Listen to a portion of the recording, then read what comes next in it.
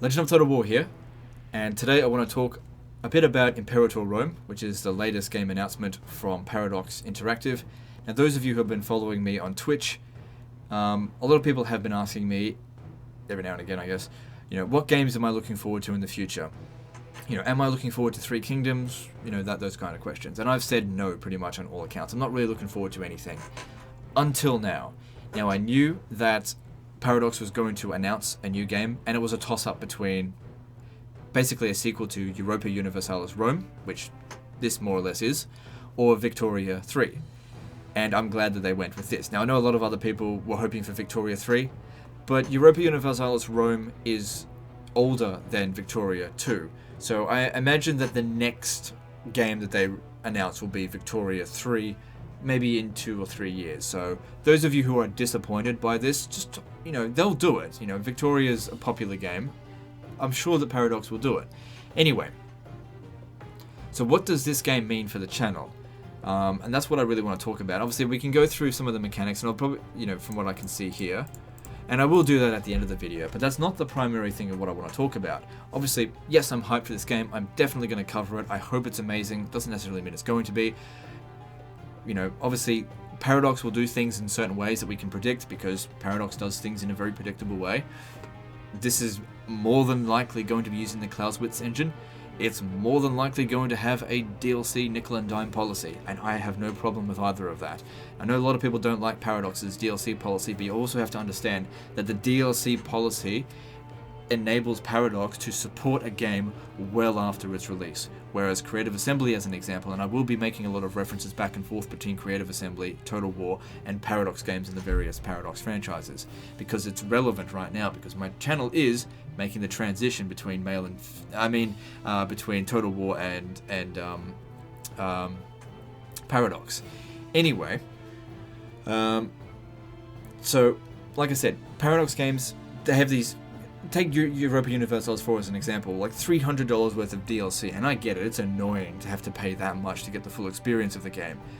But it enables them to not have to release a Europa Universalis every single year, whereas Total War has to release a new Total War game every single year because their DLC policy, which is still nickel and diming you, is different in that most of the DLC is not substantial, with the exception of Total War Warhammer. Total War Warhammer's faction DLCs are actually very good, so I sort of want to exclude Total War Warhammer from my comparisons here because it's not really as relevant. They're actually doing a good job of Total War Warhammer, I think, but that is also a collaboration with Games Workshop. And I think a lot of what makes Total War Warhammer great is actually the Warhammer side of things. I think in terms of the Total War side of things in Total War Warhammer, it could really use some improvement. But anyway, I don't want to talk too much about Total War Warhammer. I want to talk about the historical Total War, so I just want to make that clear. So with a historical Total War, you get a game like Total War Attila, right? And what's going to be the first kind of DLC you're going to get? Blood packs. What else? You're going to get faction unlock packs, Langur Bards. You're going to get the Tanner Kids and the White Huns. White Huns were free, but it's just an example. I can't even remember what all the faction packs were. Are you going to get any substantial campaign packs? Yes, but most of the DLC is more or less fluff, and it doesn't allow Creative Assembly to support a. They probably could afford to support a game in long term, but they need to release the next hot garbage game the next year, which is why we're seeing like 2 games releases a year now, which I don't have a problem with if they would do a good job, which they're not doing a good job, because Thrones of Britannia, to beat a dead horse, and this is a very touchy subject, and it's something that's opening up old wounds, or to put another way, to beat a dead horse. Thrones of Britannia is a piece of shit, and it didn't have to be a piece of shit. And when I did my first impressions video, I tried to make it as nice as possible while also trying to be honest. It's a very tough line to cross. It took me many, many takes to get that video exactly the way I wanted it. And it more or less destroyed my relationship with Creative Assembly, which is unfortunate. I tried my best to provide them with as obviously I had a lot of negative feedback, but I tried to be as constructive as possible. And it was more or less thrown in my face and used to railroad me, and that's fine. It's not, but I wouldn't even say I'm over it. I'm just saying I've more or less accepted it. I'm not over it, but I've accepted it. That's the way they want to behave, fine, whatever. Thrones of Britannia, people are still asking me to play the game. Obviously, I haven't played any campaigns on it because I don't want to support that game. I don't support what they tried to do. They tried to water down a already not very good Total War game, being Total War Attila. All they had to do was make Age of Charlemagne 2. And I would have been happy with it. But no, they had to water it down even further. And of course, they've really driven home with it. Oh, we're not really watering it down. You know, mechanics here. Look, it's fucking watered down because I didn't do anything in the campaign map apart from looking at notifications all the time. That was it. You know, it's very, very watered down and streamlined. Now, of course, a lot of people did like the game. 61% of you, roughly, which is pretty bad. When you make a game, you want to be hitting high 90s, at least. Not low 60s. So I personally think that, look, whether or not Thrones of Britannia is a financial success, it was a review fucking shitstorm. And I think there'll be a lot of internal reviews about what's happening with Total War based on that. So Thrones of Britannia could actually end up being a very good thing for Total War, because it could be the kick in the nuts that they needed to wake up and stop bloody bullshitting your community, because they're not going to put up with it for much longer. You know, you can't keep watering down the game any further than this. You have to start putting in campaign mechanics. That's what I hope they take away from it. And if I'm basically the scapegoat, you know, shoot the messenger kind of person, so be it. If Three Kingdoms is released and it's a fantastic game, then I will be perfectly fine with completely being hated by Creative Assembly if in any way, shape or form I had something to do with the improvement of Total War as a franchise. Because my loyalty is not to Creative Assembly, it's always been to Total War. There is a difference. Anyway, now, as we transition away from Total War's hot garbage games to a different kind of game, Paradox games, we're starting to see more Paradox games on the channel. And I'm really enjoying it. I love Crusader Kings 2, and as I'm purchasing more and more of the DLC, which takes a while because it's expensive, you know, I really enjoy that game. Now, thing to note about this game here, why is this so significant? Europa Universalis Rome was the first Paradox game I ever purchased, and holds a special place in my heart. I never made any, I'd say I made a campaign on my secondary channel, but not many people saw that. But I will be releasing one very soon on my primary channel.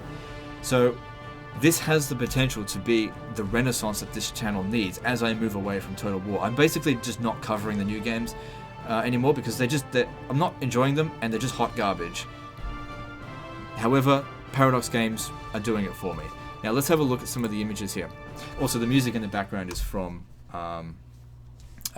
Europa Universalis Rome. Now, things to note, that although this is called Imperator Rome, it is pretty much Europa Universalis Rome 2, which is fine, because I look at this as an example and I think, yeah, this is EU Rome 2, because the layout and what they're doing with it, it looks pretty much, it looks like a sequel, and I'm fine with it. And it makes sense to call it Imperator Rome because you don't want it to be considered to be a spin-off from Europa Universalis 4, which it probably is. Let's face it, it's using the Clausewitz engine. EU Rome was a spin-off from Europa Universalis 3, I think, but it was a good spin-off, and that's why I mentioned Thrones of Britannia, because Thrones of Britannia is a spin-off from Total War, a bad spin-off. Now, what I'm hoping for is this is going to be a good spin-off. So then, in terms of mechanics, what can we expect? First thing, look at that fucking map down here. Now, EU Rome, the size of the map, if you just look at my mouse cursor, covers about does it come out this way as well? I think it might cover a little bit out here, the Caspian Sea. I can't remember. I'm playing it, I can't remember. Yeah, it covers roughly around that area there. So we've got a map that's 2 to 3 times bigger than EU Rome 1. We might actually be getting a good Rome 2 game here. I don't know. We'll see. The mechanics might be totally broken. So the map is huge. We're looking at a map that's even bigger, possibly than Crusader Kings 2. But then again, I'm not too sure about the stuff out north because it goes a little bit further out into India than Crusader Kings 2, just out here. But it's kind of weird how it looks like it's pointing out that way. But I don't know. Whatever the case is, I'm very happy with the size of that map. Who knows? It may increase. It may decrease. We don't know. This is just early information. Another thing to notice is what's up here. This is the faction resources. Gold, manpower, stability. I recognize those immediately from EU Rome. So the way EU Rome works, and as I show you guys gameplay footage, you'll see it. This is the manpower. As you lose men or recruit men, you draw it from this number here. It's something that I've been requesting from Total War for a very, very, very long time, because Paradox does a very good job with manpower, usually. And stability, if you've played Europa Universalis, you know what this is. It's a number between -3 and +3, and it gives various benefits. It's good. I don't know what any of these things mean. Maybe this is like military technology, diplomatic technology, I don't know. I don't know what these mean. We can just take a guess at it, but that's interesting to know. Now, another thing is this here, and this is another thing that makes me realize that it is Europa Universalis Rome 2, is the date. You might be thinking 450. Oh, is that 450 BC? No, I can promise you it's not 450 BC. It's definitely not 450 AD. This is the year 450 year of Rome. Because in Europa Universalis Rome, it doesn't use the BC AD system. It uses, I don't even know what the system's called, but I know that it's the founding of Rome was 450 years from this point here. Now, what does that translate in terms of BC? Now, in terms of EU Rome, the game starts at, I think, 474 of this, which is 272 BC. So this would be roughly starting position of 250 BC, I think. That's just a guess. I'd have to, check it up and everything. But, which means we're looking at one of the earliest start positions we've seen for like a Roman period game. We haven't covered it's not that much earlier, but Rome is just a tiny nation at this point. And as I look through the images, you'll be able to see how tiny Rome starts off with. All of the images show it off at 450 AD. I don't know what to call it. 450 years of Rome being founded, basically. And so you don't get Rome as an already established power. You have to build it up almost from scratch. So this gives you also an idea of how massive this game is. Now, this is not a map of regions. This is a map of factions. This is, again, January 1st, 450 AD. This must be the start position.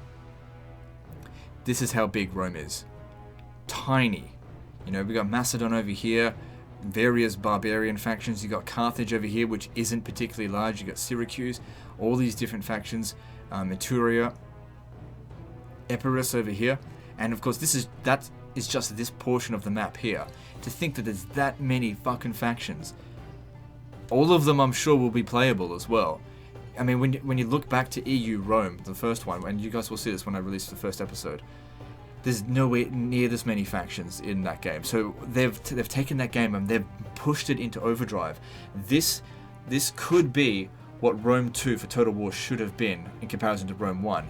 And I think that Paradox have taken that lesson and being like, well, Total War Rome 2 was an utter failure in many ways because they didn't learn from what made Rome 1 great and just make more of it. And it seems to me that Imperator Rome is going to take everything that made Europa Universalis Rome great and just multiply it exponentially. So we have a look here. So this is Etruria, obviously a playable faction as well, because you can tell that's the playable faction because they're playing it in green. Various banners, you can tell that's Carthage. Look at that, look at multiple regions just in Corsica. One thing to note though, is it going to be like Hearts of Iron 4, where you just march into a region and instantly take it, or is it going to be like Europa Universalis, and you have to actually capture a settlement?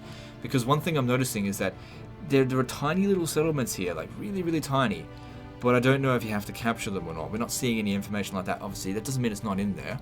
And if it is EU Rome 2, that would be there. I mean, we could definitely see all the little ports around here, but I don't know what that means. It's just very tiny at this stage here.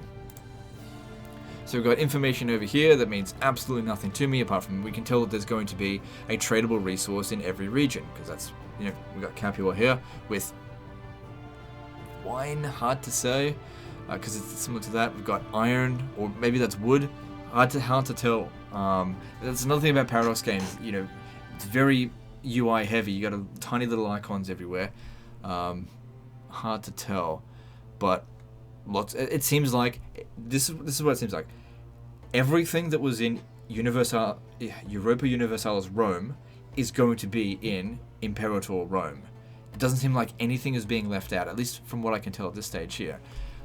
Just looking at everything here, it's EU Rome plus more, which is exactly what they should be doing. They're adding features.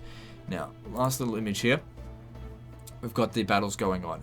Now, it seems like battles more or less work exactly the same as they did in EU Rome, in that you hire various units, just like in Europa Universalis. You got archers, cavalry, heavy infantry. Maybe this means 7 units, but that's how many troops are actually left of it. I actually like the fact they've got the numbers there, which is a staple of Europa Universalis. They've got various morale, so they're in combat. And the way combat would probably work is it's based on dice roll. I don't think that Paradox is going to reinvent the wheel here. I think they're just delivering us something that has worked for us in the past, but just more of it, which is fine. So from what I can see here, based on these images, this is going to be one hell of a game. Or they're going to fuck it up entirely. But they've done this kind of game so many times. I've got a lot of confidence that they're actually going to do a good job on this, and I hope they do. Anyway, so that's where we're at currently. So hopefully you guys are excited about this game as well. I know I am. And it gives us something to do aside from playing hot garbage Total War games.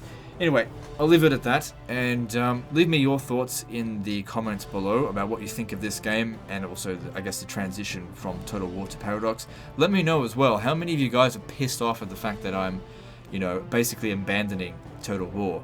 I mean, surely you can understand why I'm doing it, but I'm curious to know how many people actually are really pissed off I'm sort of leaving the hot garbage behind for something else. I mean, I've more or less been pushed out of the Total War scene, but whatever.